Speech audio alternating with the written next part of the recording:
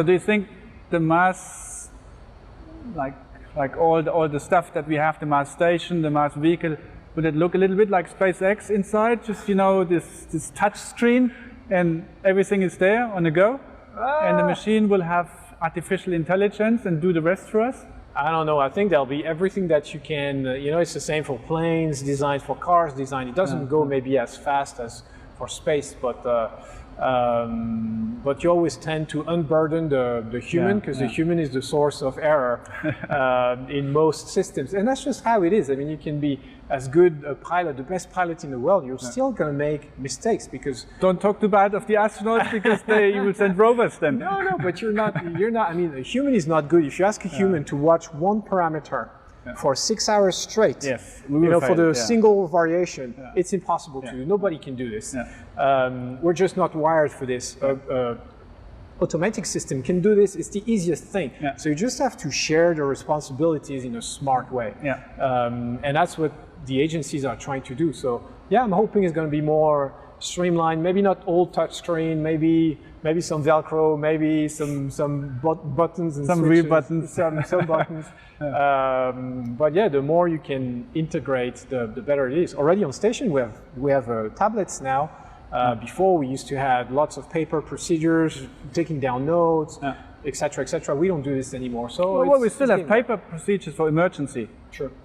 In case but that's the only one. And there's a new printer on space station. A new printer. The thing I'm the most excited about, because actually I was looking forward to go back and just take a picture of the old printer as an embarrassment to the entire space community, because I can't give the brand, but it was really from, I'm not going to say the 80s, but almost. Never changed the running system? Yeah, it never worked. And I think it was the biggest source of time loss on station. Maybe that's just me, but now there's a new one. So see, the things are getting better. You'll see when you fly once, you come back a second time, you'll see things are going better. And that makes you feel good. I mean, we're going in the right direction. So you're looking forward to the new printer. I look forward to the second toilet in the US segment. So that will be the third toilet on the station. And I think once we go to a crew of 7 plus a direct handover with 4 or 5 more, 12 people on board, you need a third toilet. Cool. So yeah, it's a different adventure, but I think in the end you always end up ready. You always end up knowing more than you should. Because you want to be prepared. It's like in school. I mean, in school you also, when you go to the A level, a lot of people have the impression you learn 100%, and in life you need 5%. But that's not true, because you never know which 5% you need. Yeah, absolutely. But one of the differences, like you were saying, the second time around, I'm not trying to know as much as the first time, and I'm not complacent, but I have a better idea of what I should know and what is superfluous. And the first time around, I don't know what your opinion is, but there's no choice. I mean, you have to learn everything. You have to do your best. You have to also prove to the people that you can do the work.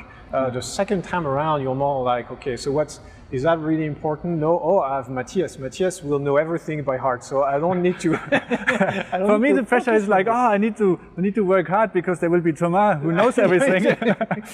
So it's good. It's the good dynamics. But I think the second time around, it's more about what do I really need to know? How should I focus my effort more, and also how to pass the experience in a good way. You don't want to be that guy, to tell everyone, oh, you should do this, oh, that's not how we do it, oh, you should do this, because that doesn't work. But on the other hand, you also don't want to sit back and don't use this experience. So you have to find the right way to tell very smart and very successful people and very knowledgeable people that, okay, look, there's also maybe this. To guide the team forward, without looking down on them, or without, and it's a difficult balance to strike. So I'm learning. There's always something to learn. There's always something to learn. There's always something to learn. You can even learn from a beginner, eh? Yeah, no, I know, absolutely. Yeah.